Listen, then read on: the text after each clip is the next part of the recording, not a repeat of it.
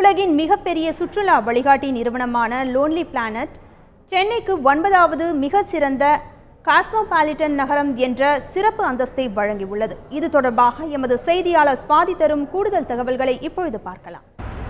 தென்னிந்தியாவின் நுழைவாயில் என்று அழைக்கப்படும் ஒரே நகரம், அது மட்டுமல்லாமல் பல நூற்றாண்டு காலமாக நிர்வாக தலைநகரமாக சிறந்து விளங்கிய ஒரு நகரம், கல்வி, கலாச்சாரம், பொருளாதாரம் ஆகியவற்றில் சிறப்பான செயல்பாடுகளை வெளிப்படுத்தி வரும் ஒரு நகரம்.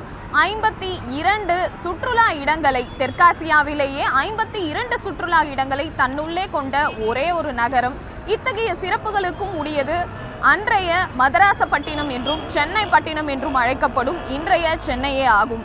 இந்த சிறப்புகளுக்கெல்லாம் மேலும் ஒரு சிறப்பை சேர்க்கும் விதத்தில் அமைந்திருப்பது உலகின் மிகப்பெரிய சுற்றுலா வழிகாட்டியான லோன்லி பிளானட் நிறுவனம் சென்னைக்கு அளித்துள்ள மேலும் ஒரு சிறப்பே ஆகும். அது என்னவென்றால், சென்னை மாநகரை உலகில் உள்ள 10 மிகச்சிறந்த காஸ்மோபாலிட்டன் நகரங்களில் சென்னை மாநகரையும் இணைத்துள்ளது. சென்னை மாநகரை 9வது மிக சிறந்த காஸ்மோபாலிட்டன் நகரம் என்று லோன்லி பிளானட் அழைத்துள்ளது.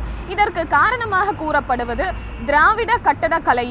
திராவிட கட்டடக்கலையில் வெளிப்படும் கலாச்சாரம், பண்பாடு, பரதக்கலையின் சிறப்புகள் ஆகியவையுமே ஆகும். அது மட்டுமல்லாமல் மிக நீண்ட கடற்கரையை கொண்ட நகரமாகவும், அது மட்டுமே அல்லாமல் மிகப்பெரிய திரைத்துறையை கொண்ட தூங்காத நகரம் என்ற சிறப்புகளையும் லோன்லி பிளானட் சென்னைக்கு அளித்துள்ளது.